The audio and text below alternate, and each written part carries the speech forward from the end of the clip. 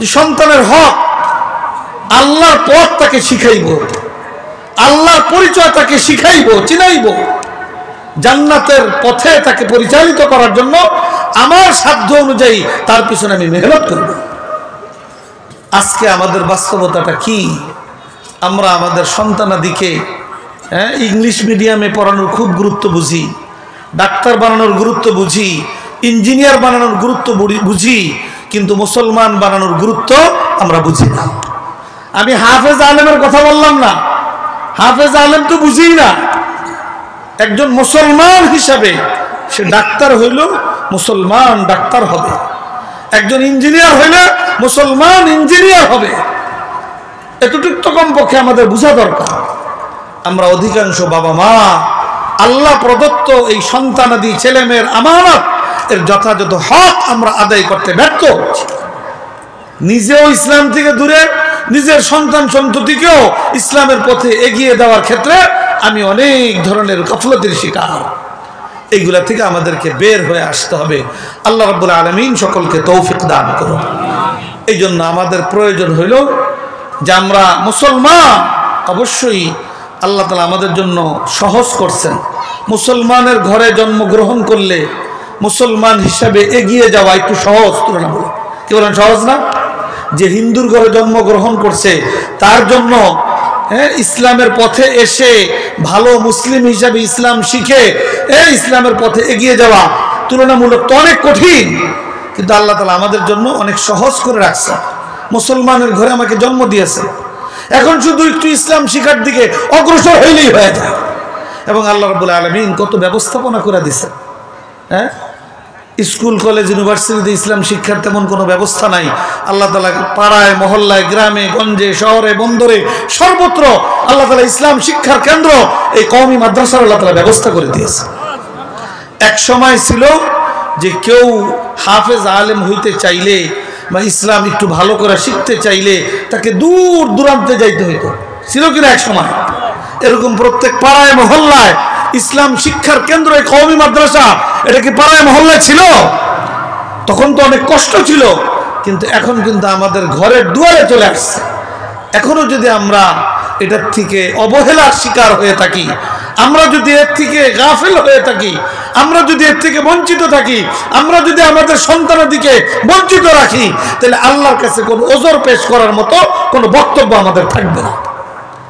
এই জন্য আমরা নিজেরাও আলহামদুলিল্লাহ এখন বিভিন্ন জায়গায় মসজিদ কেন্দ্রিক বয়স্কদের কোরআন শিক্ষা, ইসলাম শিক্ষা বিভিন্ন রকমের ব্যবস্থাপনা চলছে।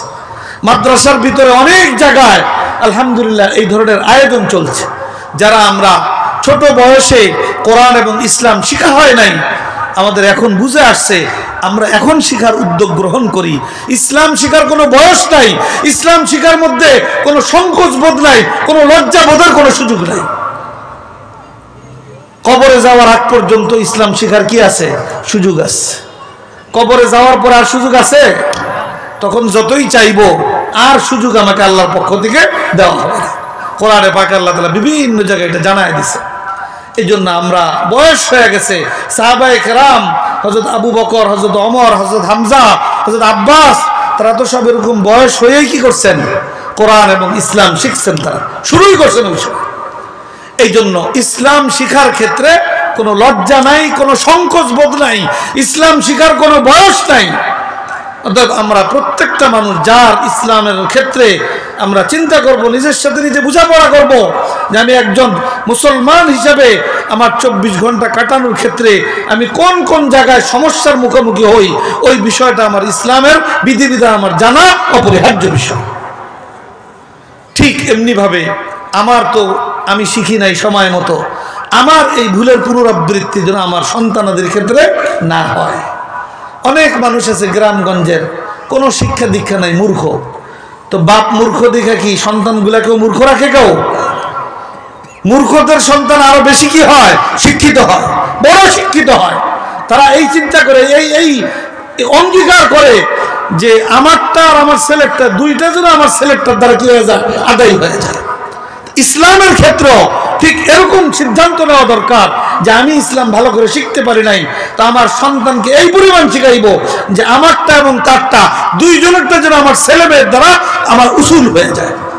আল্লাহর কাছে যেন আমি পেশ করতে পারি যে আল্লাহ, আমি তো ভালো করে শিখতে পারি নাই, কিন্তু আমাকে তুমি যখন বুঝ আসছে, আমি আমার ছেলে মেয়েকে এইভাবে ইসলাম শিখাইছি, তাকে ইসলামের উপরে এমনভাবে উঠাইছি, ইসলাম তার জিন্দগিতে এমনভাবে প্রতিফলিত করার জন্য আমি উদ্যোগ গ্রহণ করেছি। অর্থাৎ আমার ছেলেকেও মাফ করো, জান্নাত দান করো, তার উসিলায় আমাকেও জান্নাতের অধিকারী করো। আল্লাহ তাআলা তো এই সমস্ত সুযোগ দিয়ে রাখছেন। অর্থাৎ এই বিষয়গুলা আমরা খুব বিশেষভাবে লক্ষ্য রাখব। এরপরে হলো আমাদের ইসলাম মতো চলার ক্ষেত্রে অনেক সময় শয়তান তো আমাদের পিছনে লাগাস, আমাদের ভুল হবে, আমাদের চুক হবে, আমাদের বিচ্যুতি হবে। তো এই বিচ্যুতি হইলে এটার থেকে আবার মুক্তি পাওয়া, এটার দ্বারা যে ক্ষতি হয় সেই ক্ষতি থেকে আবার নিজেকে বাঁচানোর, ওটার থেকে নিজেকে উদ্ধার করার ব্যবস্থাপত্র আল্লাহ রসুল আমাদেরকে দান করেছে। আমি আপনাদের সামনে হাদিস পেশ করেছি, ইন্না হাদিহিল কুলুব তাসদাউ কামা ইয়াসদাউল হাদিদ ইদা আসাবাহুল মা। আল্লাহ রসুল বলেন যে লোহার মধ্যে, এই যে লোহার মধ্যে যদি পানি পড়ে, পানি লাগে, তাহলে লোহার মধ্যে কি ধরে? জং ধরে। তো লোহার মধ্যে জং ধরার পরে যদি জং পরিষ্কার না করা হয়, তাহলে ওই লোহা কি হয়ে যায়? নষ্ট হয়ে যায়, বরবাদ হয়ে যায়, অকেজ হয়ে যায়, ওটার কোনো কাজের থাকে না। যেরকম লোহার মধ্যে পানি পড়লে লোহা জং ধরা বরবাদ হয়ে যাওয়ার সম্ভাবনাটা থাকে, ঠিক এরকম একজন মানুষ, তার তো আমরা দেহটা দেখি, শুধু কি দেহর নামই মানুষ, না এই দেহের ভিতরে আরো কিছু আছে? আরেকটা জিনিস আছে না? কি আছে? দিল আছে, রূহ আছে, আত্মা আছে। আল্লাহ রসুল বলেন লোহার মধ্যে পানি লাগলে যেরকম জং ধরে, ঠিক মানুষের এই দেহের ভিতরে যে কলব আছে, দিল আছে, ওই দিলের মধ্যেও কোনো কোনো কারণে কি পড়ে? জং পড়ে। কি কারণে পড়ে? আল্লাহর হুকুম যদি অমান্য করা হয়, আল্লাহ রসুলের নির্দেশ যদি অমান্য করা হয়, তাহলে এই অমান্য করার কারণে দিলের মধ্যে জং পড়ে যায়। এখন এই জং যদি কেউ পরিষ্কার করার কোনো উদ্যোগ না নেয়, তাহলে ওই জং পড়তে পড়তে পড়তে দিলটা কি হয়ে যায়? মুর্দা হয়ে যায়। ওই দিলের মধ্যে আর ঈমান ইসলাম থাকে না, ওই দিলের মধ্যে আল্লাহর মারিফত থাকে না, আল্লাহর ইবাদতের কোনো স্বাদ আর আগ্রহ ওই দিলের মধ্যে থাকে না। তখন তার দ্বারা যা ইচ্ছা তাই করা তার পক্ষে সম্ভব হয়। এই জন্য আল্লাহ রসুল উৎসাহিত করেছেন যে দিলের মধ্যে এই যে জং পড়ে গুনাহের কারণে, আল্লাহর অবাধ্যতার কারণে, আল্লাহ রসুলের নির্দেশ অমান্য করার কারণে এই জং পড়লে, এই জং আবার কি আছে? দূর করার ব্যবস্থা আছে। লোহার মধ্যে জং পড়লে যেরকম জং দূর করার ব্যবস্থা আছে, দিলের মধ্যে গুনাহের কারণে যে জং পড়ে, সেই জংটা দূর করার ব্যবস্থাপত্র আল্লাহ রসুলের পক্ষ থেকে আমাদেরকে কি করা হয়েছে? শিখানো হয়েছে, জানানো হয়েছে। তো এটা জানা দরকার না? আমাদের এরকম কি কেউ আসি বলতে পারি যে আমাদের দ্বারা কোনো গুনাহ হয় না? এরকম আসি কেউ? কোনো সময় চোখের গুনাহ হয়, কোনো সময় মুখের গুনাহ হয়, কোনো সময় কানের গুনাহ হয়, কোনো সময় হাতের গুনাহ হয়, কোনো সময় পায়ের গুনাহ হয়, কখনো দিলের গুনাহ হয়। এরকম এক এক সময় এক এক গুনাহ আমাদের হইতে থাকে। তাহলে এই গুনাহ যত হইব, দিলের মধ্যে তত জং পড়বে, আর দিলের মধ্যে যত জং পড়বে, দিল তত বেশি অকার্যকর হয়ে যাবে। এই জন্য জং পড়বে একদিক দিয়ে, আবার আরেক দিক দিয়ে আমাদেরকে কি করতে হবে? ওই জং দূর করার ব্যবস্থাও গ্রহণ করতে হবে। আল্লাহ রসুল বলছেন দিলের জং দূর করার জন্য দুইটা কাজ আছে। কয়টা কাজ? বেশি না, দুইটা কাজ। এই দুইটা কাজ করলে জংও দূর হবে, আবার প্রত্যেকটা কাজে অতিরিক্ত আরেকটা ফায়দাও হাসিল হবে। তাহলে এই কাজটা শিখা দরকার না? খালি শিক্ষা থাকলেই হবে? কি করতে হবে?